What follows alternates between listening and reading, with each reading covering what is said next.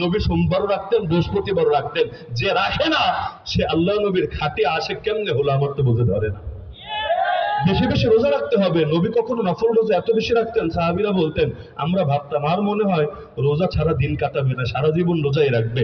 একসঙ্গে এত রাখতেন। বিশেষ করে যুবকরা এখানে যারা আছেন, যাদের এখনো বিয়ার বয়স হয় নাই, বাংলাদেশে বিয়ার বয়স হয় যখন নিজের পায়ে দাঁড়াবে, লাখ লাখ টাকা কামাবে, বিশাল অবস্থা হবে, ততদিনে যৌবন গেলে যাবে, ব্যাপার না। বয়স 30ই হোক 40ই হোক এগুলো সমস্যা না। পয়সা থাকলে মহিলারা এমনি এসে সিরিয়াল দিবে, আর পয়সা না থাকলে যত সৎ ছেলে হোক গিয়ে বিয়ের প্রস্তাব দিবে, বলবে সবই তো ভালো কিন্তু খাওয়াবে কি আমার বেটিরে? আরে খাওয়ানো পরে আমার বেটির মেকআপের টাকা দিতে পারবি তুই? বাহ! এখন দিনদার দিনদার মানুষ সারা জীবন বলে আল্লাহ খাওয়ায়, আল্লাহ পড়ায়, সবটা আল্লাহই করে, ভালো কথা। তো মেয়ে বিয়ে দিতে গেলে খবর হয়ে যায়, তখন আর পাত্রের দিনদারি দেখে সন্তুষ্ট হতে পারে না। অথচ নবী বলেন ইযা খাতাবা ইলাইকুম মান তারদাউনা দীনাহু ওয়া খুলুকা ফাযাওয়িজু, যদি এমন ছেলে বিয়ের প্রস্তাব দেয় যার দিনদারিতেও তোমরা সন্তুষ্ট এবং আখলাকও সন্তুষ্ট, অবশ্যই তার কাছে মেয়ে বিয়ে দিয়ে দিবা। শুনে রাখেন নবীর হাদিস, অবশ্যই তার কাছে মেয়ে বিয়ে দিয়ে দিবা। যদি না দাও কি হবে? নবী বলেছেন ফা ইল্লাম তাফআলু, যদি না দাও তাকুন ফিতনাতুন ফিল আরদি ওয়া ফাসাদুন কাবীর, পৃথিবীতে ব্যাপক ফিতনা এবং বিশাল বিশৃঙ্খলা ছড়িয়ে যাবে, যেটা আজকের পৃথিবীতে ছড়িয়ে গিয়েছে। আমার নবী ফাতেমা রাদিয়াল্লাহু আনহাকে যখন আলী রাদিয়াল্লাহু আনহুর কাছে বিয়ে দিয়েছেন, আলী রাদিয়াল্লাহু আনহু তখন তো বিসিএস ক্যাডার ছিলেন, তাই না? তখন তো প্রশাসনিক নেতা অবশ্যই ছিলেন, না হলে রাজনৈতিক নেতা তো অবশ্যই ছিলেন। আরে কিছুই তো না, কোনো ব্যবসায়ীও না, কোনো চাকরিজীবীও না, আর কোনো অ্যাসেট আছে, নগদ ক্যাশ আছে, কিছুই তো না। আল্লাহ নবী তার দিনদারি দেখে তাকে দিয়ে দিলেন মেয়ে তার হাতে তোলে। এমনকি সংসার শুরু করবেন কি দিয়ে তাও তো নাই, নবী উল্টা হাদিয়া দিলেন যে এগুলো রাখো, এগুলো দিয়ে আপাতত সংসারটা শুরু করো। তা আল্লাহ নবীর আদর্শ ছিল এটা। তা আমরা কোন আদর্শের পেছনে ছুটে বেড়ালাম? এজন্য খাবার দাবার কমাতে হবে, চাহিদা কমাতে হবে। আরে চাহিদা যত কমবে ইনশাআল্লাহ সুম্মা ইনশাআল্লাহ রবের শুকরিয়া তত বাড়বে। এই কথাটা মাথায় গেঁথে রাখেন। কেউ যদি ভাবে 1 লাখ টাকা হলে ভালো হয়ে যাব, 1 কোটি টাকা হলে ভালো হব, আর $1 ট্রিলিয়ন হলে ভালো হব, লিখে রাখেন ও কোনোদিনও ভালো হতে পারবে না। কারণ নবী বলেছেন আদমের সন্তানের পেট কবরের মাটি ছাড়া কোনো কিছু ভরতে পারে না। লা ইয়ামলাউ জাওফা ইবনি আদম ইল্লা তুরাব। এক পাহাড় হলে আরেক পাহাড় চাই, এক বাড়ি হলে আরেক বাড়ি চাই, এক গাড়ি হলে আরেক গাড়ি চাই, এক বউ হলে আরেক বউ চাই। সবসময় চাওয়া আর চাওয়া আর চাওয়া, তাহলে চলতেই থাকে। এই চাওয়া চাওয়াই আর পূরণ হয় না। সুতরাং চাওয়া দিয়ে হবে না, বরং অল্প তুষ্টি অর্জন করতে হবে। তো খাবারের লাইনে নবীর আদর্শ গ্রহণ করতে পারবেন না? আমি বলছি না না খেয়ে খেয়ে শুকিয়ে যান, তবে আমি যে জন্য কথাটা টানলাম, আল্লাহর ওয়াস্তে নিয়মিত রোজা রাখার আমল শুরু করেন। পারবেন না ইনশাআল্লাহ? আমি যুবকদের কাছে বলছি, যুবক ভাইয়েরা, এখানে যুবকের সংখ্যাই বেশি মনে হচ্ছে আমার কাছে। আমি আপনাদের প্রতি একটা বিনীত অনুরোধ রাখছি, আপনাদের ভাই হিসাবে, আপনাদের বন্ধু হিসাবে। সেটা হলো আমল একা একা করলে লাভ না সবাই মিলে করলে লাভ? সমাজের মধ্যে যদি আমল জারি করতে পারি এতে বেশি লাভ না? আমি করলে আমার সওয়াব, আর 10 জনকে করাতে বললে তাদেরও সওয়াব। তো রোজা প্রতি মাসে 3টা রোজা নবীর সুন্নত। আইয়ামে বীজের রোজা, মানে যেই 3 রাতে আসমানে চাঁদ সম্পূর্ণ থাকে, একেবারে গোলাকার চাঁদ দেখা যায়, পুরো আকাশ ধবধবে দেখা যায়, ওই 3 দিন অর্থাৎ 13, 14, 15 প্রতি হিজরি মাসের, আরবি মাসের কয় তারিখ? 13, 14, 15। নবীর মহব্বত যারা রাখেন তাদেরকে বলছি, মহব্বত না থাকলে এ কথা আপনার জন্য না। এই যে 3 দিন আল্লাহ নবীর নিয়মিত রোজা রাখার আমল ছিল, এবং নবী জানিয়েছেন কেউ যদি প্রতি মাসে 3 দিন করে রোজা রাখে, কিয়ামতের দিন দেখবে তার জীবনের প্রতিটা দিন রোজায় কেটেছে। কেন? আমার আল্লাহ একটায় সর্বনিম্ন 10টা নেকি দেন, 3 রোজায় কয়টা নেকি দিবেন?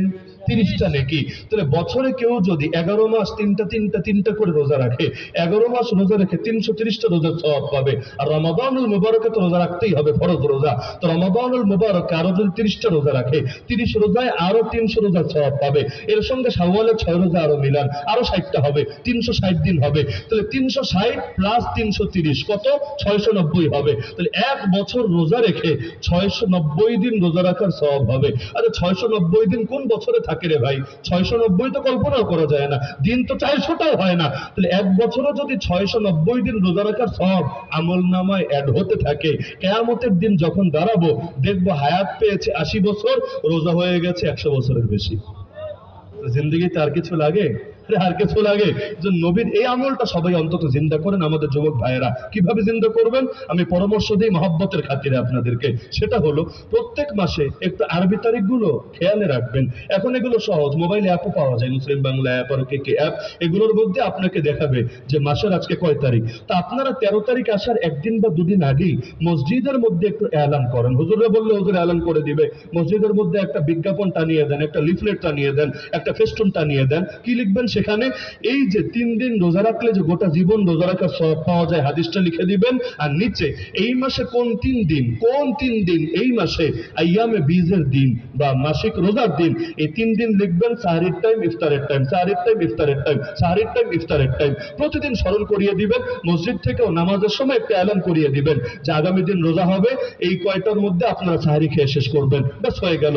সন্ধ্যা যখন ইফতারের সময় আসবে, বাংলাদেশে মাগরিবে মুসল্লি সবচাইতে বেশি হয় জুমার পরে। আমি যতটুকু জানি জুমার পর মাগরিবে মুসল্লি সবচাইতে বেশি থাকে। আপনারা যুবকরা ঘরে ইফতার না করে ইফতার করবেন মসজিদে এসে। একা একা বিচ্ছিন্ন ভাবে না যে লুকিয়ে লুকিয়ে পকেট থেকে বের করে খাবো, আমার খাবারে কাউকে ভাগ দেবো না, এভাবে না। আপনারা একসঙ্গে কয়েকজন মিলে, যুবকদের ঐক্য তো থাকেই, একসঙ্গে কয়েকজন মিলে একটা বড় প্লেট নিয়ে বসবেন। বুট থাক আর চিরা থাক আর যা থাকে তা থাক, মানে খুব আহামরি আইটেম হোক আর নিজের সামর্থ্য দিয়ে সর্বনিম্ন আইটেমটাই হোক, একসাথে বসবেন। খেজুর থাকবে, শরবত থাকবে, কলা থাকবে। এরপর যেই কয়জন মানুষ রোজা রেখেছেন, মনে করেন 10 জন বা 20 জন, আপনাদের আইটেম তো থাকবেই, একটু পরিমাণে বাড়িয়ে দিবেন। ধরেন মুড়িটা বানানোর সময় অথবা খিচুড়িটা বানানোর সময়, আকনি বানানোর সময় একটু বাড়িয়ে নেবেন, যাতে করে আরো 10 জন 20 জনকে শরীক করা যায়। এবার আপনারা টার্গেট করবেন কিছু মানুষকে যে কাদের শিকার করা যেতে পারে, শিকার। ওই শিকার গুলোকে ধীরে ধীরে বলবেন ভাই বসো না একসাথে ইফতার করি। কি রে দোস্ত বস, আজকে একসাথে ইফতার করি। ইফতারে কি মজা, এই মজা কি বেটা 5 স্টার হোটেলে গেলেও পাবি, খায়া দেখ না। এখন সে বলবে আরে দোস্ত আমি রোজা রাখি নাই, আমি কিসের ইফতার করব। আপনি বলবেন রোজা রাখিস নাই সেটা আলাদা বিষয়, কিন্তু ইফতার খাওয়া যাবে না এই কথা কই লেখা আছে? ইফতার খাওয়ার সঙ্গে তো রোজা রাখার কোনো বাধ্যবাধকতা নাই। আরে বস বেটা, খা, বরকত পাওয়া যাবে। এখন বসবে তো বসে চিন্তা করবে হায় রে সবাই রোজাদার, আমি একা পুরাই দেখি বেহুদা বেরোজাদার, কিন্তু বেরোজাদার হয়েও খাচ্ছি, ঠিক আছে খেলাম। দ্বিতীয় আরেকদিন জোর করে বসাবেন, তৃতীয় আরেকদিন বসাবেন। ও চিন্তা করবে আরে পাবলিক তো নাসরবান্ধা ছাড়ে না, তো যেহেতু আমারে বসাই আমিও রোজা রেখে দেই না। এবার ও রোজা রাখবে আর ওর দেখে দেখে আরো 5 জন রাখবে। এবার শিকারের মাত্রা আরো বাড়াবেন, আরো 10টাকে টার্গেট করবেন, আরো 20 জনকে টার্গেট করবেন।